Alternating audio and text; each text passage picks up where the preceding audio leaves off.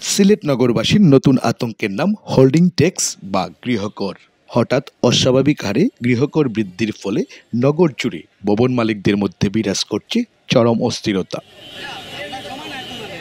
পঞ্চবার্ষিকী পরিকল্পনা অনুযায়ী 2019-20 অর্থ বছরের পর আর কোনো গৃহকর বৃদ্ধি করা হয়নি। দীর্ঘ বছর পর গৃহকর বৃদ্ধিতে অস্বাভাবিক বৃদ্ধি মনে করছে ভুক্তভোগীরা।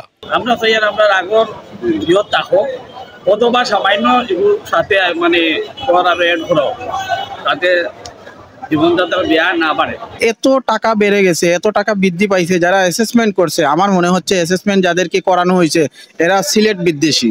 হঠাৎ করে বাড়াইয়া হঠাৎ করে আমরা দেখাইয়া এই যে অস্বাভাবিক গৃহকর সহনীয় পর্যায়ে নিয়ে আসার দাবিতে মানববন্ধন ও প্রতিবাদ সমাবেশ করছে সামাজিক ও রাজনৈতিক দলের নেতৃবৃন্দ।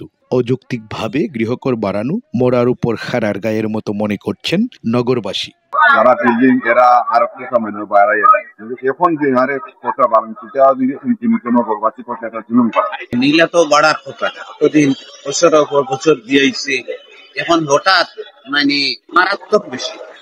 নগরবাসীর দাবির প্রেক্ষিতে সহনীয় পর্যায়ে গৃহকর নিয়ে আসার জন্য স্থানীয় কাউন্সিলর সহ সিটি কর্পোরেশনের সকল কর্মকর্তারা এলাকায় জরিপ করে পুনঃ গৃহকর নির্ধারণের আশ্বাস দেন সিসিক মেয়র। আমি সবসময় বলি না আমি যে আমি আপনাদের সেবক, এই নগরবাসীর সেবক। সেবকের কাজ তো মানুষকে নির্যাতন করা না। আমরা সহনীয় অবস্থায় স্মার্টলি মানুষকে যাতে সেবা দিতে পারে এই লক্ষ্যে কাজ করব। হোল্ডিং ট্যাক্স বা গৃহকর নাগরিক সুযোগ সুবিধা বৃদ্ধির জন্য প্রধান উৎস হলেও তা নির্ধারণে নগরবাসীর মতামতের ভিত্তিতে পুনঃ গৃহকর নির্ধারণের দাবি সিলেটবাসীর। মৃণাল কান্তি দাস, মাই টিভি, সিলেট।